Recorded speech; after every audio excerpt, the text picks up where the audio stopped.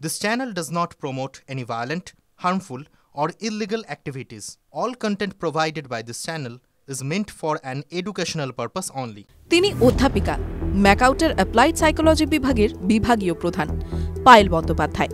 বিশ্ববিদ্যালয়ের ক্লাসরুমের একটি ভিডিও ক্লিপিংস নিয়ে তিনি খবরের শিরোনামে, কারণ তার সিঁথিতে সিঁদুর পরিয়ে দিচ্ছেন প্রথম বর্ষের এক ছাত্র।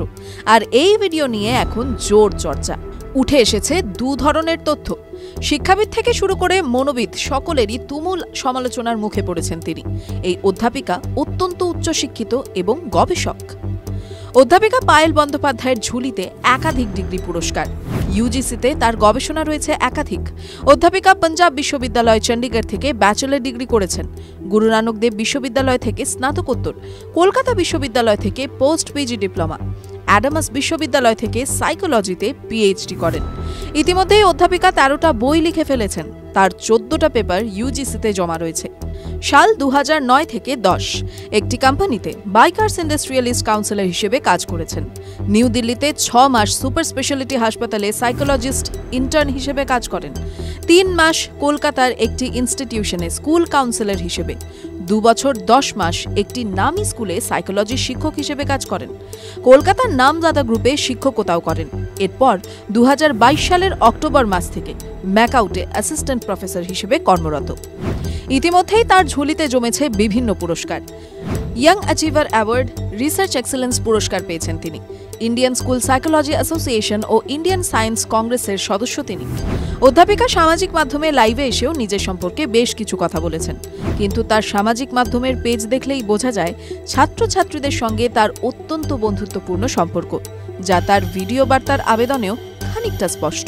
ভিডিও বার্তায় অধ্যাপিকাকে নিজেই বলতে শোনা গিয়েছে, আমার ব্যাকগ্রাউন্ড তো যারা আমাকে চেনে জানে, আমার ব্যাকগ্রাউন্ড হচ্ছে পুরোপুরি research background, studies research background. আমি এই নিয়েই থাকি, রিসার্চ পাবলিকেশন এইসব নিয়েই বেশিরভাগ থাকি। এবং আমি সবসময় স্টুডেন্টসদের এবং সবসময় মোটিভেটও করে এসেছি, রিসার্চ করো, পাবলিকেশন করো, বুক চ্যাপ্টার্স করো, এবং এখনো করে যাচ্ছি। এখনো স্টুডেন্টদের সাথে রিসার্চ নিয়ে কাজ করছি, স্টুডেন্টসদের নিজের সঙ্গে ইন্টারন্যাশনাল কনফারেন্সে নিয়ে যাচ্ছি, বিভিন্ন কনফারেন্সে নিয়ে গিয়ে ওদের দিয়ে প্রেজেন্টেশন করাচ্ছি, যাতে ওদের কনফিডেন্স বুস্ট হয়, প্রেজেন্টেশন করে যাতে ওরা অডিয়েন্সকে ফেস করতে পারে, ওদের পার্সোনালিটি ডেভেলপমেন্টের জন্য কি করা উচিত। তো এই সব নিয়ে আমি, সবাই জানে সেটা। তবে অধ্যাপিকার ক্লাসরুমে এই বিয়ের ভিডিও নিয়ে জোর চর্চা শুরু হতেই উঠে এসেছে দুটি তথ্য। এক, অধ্যাপিকার বক্তব্য যে সেটি ফ্রেশার্সের নাটকের একটি ক্লিপিংস, যা ইচ্ছাকৃতভাবে ভাইরাল করা হয়েছে। এর পেছনে কোনো অভিসন্ধি রয়েছে।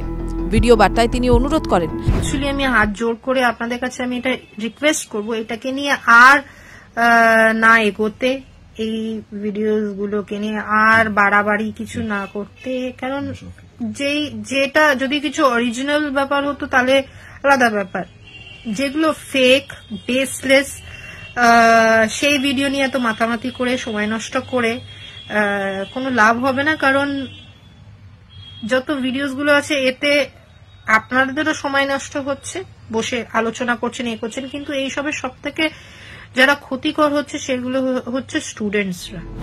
আর দ্বিতীয়, বিশ্ববিদ্যালয়ের ভারপ্রাপ্ত অধ্যক্ষ ও রেজিস্ট্রারের বক্তব্য, যা হলো এটি কারিকুলামেরই একটি পার্ট।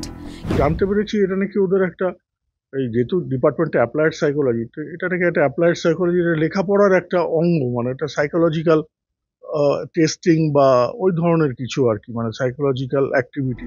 কিন্তু আসলে কি সেটা এখনো বিচার্য। তদন্ত চলাকালীন পায়েল বন্দ্যোপাধ্যায়কে ছুটিতে পাঠিয়েছে কর্তৃপক্ষ। TV9 Bangla digital.